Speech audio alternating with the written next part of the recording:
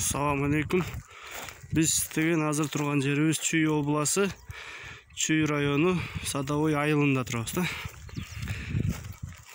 Иса Экуев атындагы номер 33-мектеп ушу болжол менен тиги Кыргызстан жаңы эгемендүүлүгүн алып ошол убакта салынып башталган мектеп экен да негизи.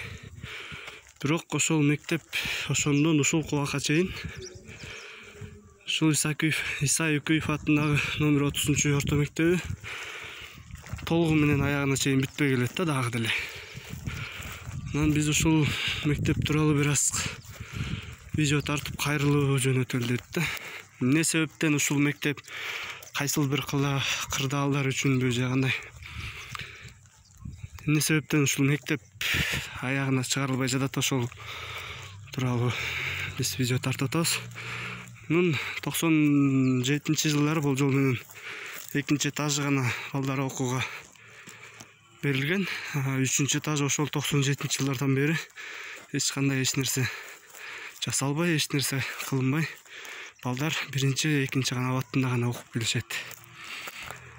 Ошол себептен биз дагы кайрылуу жасоону чечтик.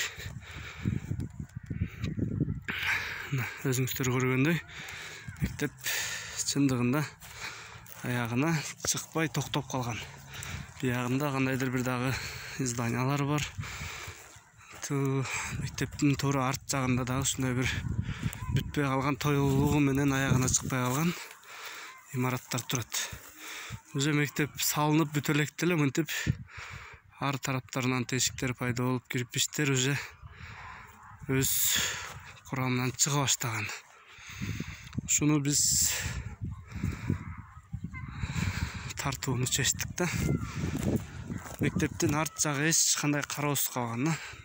Мисалы айтсак, ушул мектеп ким текшерип, ким карап же ким бүтүрүп берүүгө колдорунан келет, же өкмөт тараптанбы, же министрликтенби, же жогорку кеңештенби айтор ким ушул мектепти карап бүтүрүп бере алат бизге.